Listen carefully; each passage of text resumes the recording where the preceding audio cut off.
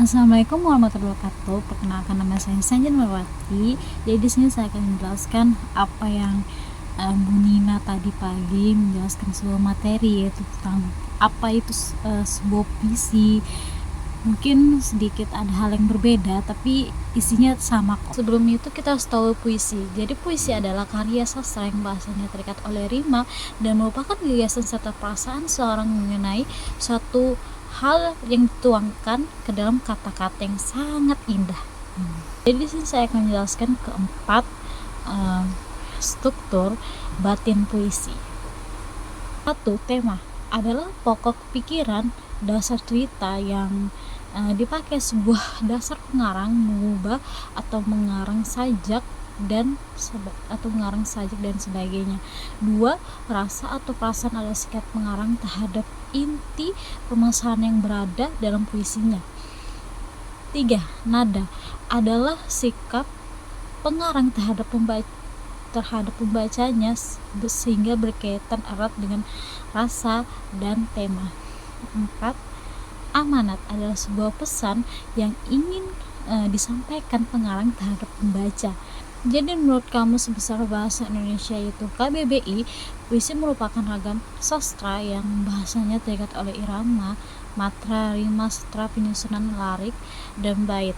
Jadi irama puisi adalah alur atau irama sebuah puisi yang dibuat oleh suku kata yang diberi tekanan tanpa tekanan dalam satu baris atau ayat. Matra adalah puisi bagan yang digunakan untuk menyusun baris sajak yang berkaitan dengan jumlah panjang atau tekanan suatu kata. Rima dalam puisi adalah pengulangan bunyi yang berselang baik dalam lirik sajak maupun pada akhir lirik sajak yang berdekatan. Penyusunan lirik dan bait adalah deretan kata-kata yang bentuk bait. Jadi bait adalah kumpulan bahasa yang memiliki satu kesamaan seperti ide, pikiran, atau gagasan pokok. Teks bersifat monolog dan tidak memiliki alur. Jadi pembicaraan yang terjadi dalam satu arah, artinya tidak ada timbal balik antara komunikator dengan komunikan. Jadi maksudnya tidak perlu dilakukan oleh dua atau lebih orang, melainkan hanya satu tokoh saja. Jadi saya menjelaskan cara mengungkapkan pikiran atau perasaan secara imajinatif disusun berdasarkan struktur fisik dan batin. Di sini ada struktur fisik dulu ya. Jadi 1. Ekspresi visual, gambarkan secara rinci apa yang kita lihat, dengar, cium, dan rasa dan sentuhan. Gunakan bahasa yang indah dan hidup untuk membawa pembaca kita ke dalam pengalaman kita. 2. Penggunaan bahasa figuratif, gunakan metafora, semil, personifikasi, dan lain-lain untuk menyiapkan ide-ide abstrak dengan cara yang menarik, menggugah imajinasi. 3. Struktur narasi. Ini pertimbangkan untuk menggunakan gaya naratif ya, dengan alur yang jelas, klimaks, dan visualisasi. Ini dapat membantu pembaca mengikuti pengalaman kita. Struktur batin. 1. Eksplorasi emosi, fokus pada menggambarkan emosi, perasaan, dan sensasi batin yang kita alami. Ini dapat menyentuh pembaca secara emosional.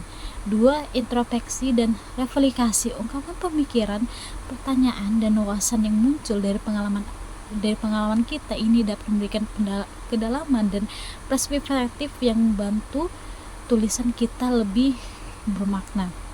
3. Penggunaan sudut pandang, pertimbangkan untuk menggunakan sudut pandang orang pertama, ketiga, atau campuran. Ini dapat membantu membaca masuk ke dalam pengalaman kita. 4. Tema dan makna. Nah, temukan tema dan makna yang lebih dalam dari pengalaman kita. Ini dapat membawa tulisan kita ke level yang lebih visualisasi dan universal. Saja contoh dari puisi karya Chairil Anwar yang berjudul Aku. Kalau sampai waktuku, ku mau tak seorang pun merayu, tidak juga kau. Tidak perlu seduh sedan itu. Aku ini hewan jalang dari kumpulan yang terbuang. Biar peluru menembus kulitku, aku tetap meradang menerjang luka dan bisa kubawa berlari hingga hilang pedih perih. Dan aku kan tidak akan peduli, aku mau hidup 1000 tahun lagi. Berdasarkan analisis isi puisi aku, karya Chandrala Anwar, maka dapat saya simpulkan bahwa dalam puisi ini secara umum membuat makna bahwa kita semua manusia harus berusaha keras untuk menggapai sesuatu yang kita inginkan, sesuatu hal yang ingin digapai tentu akan melewati proses yang tidak mudah, yang bisa saja mengarahkan kita pada jalan yang salah.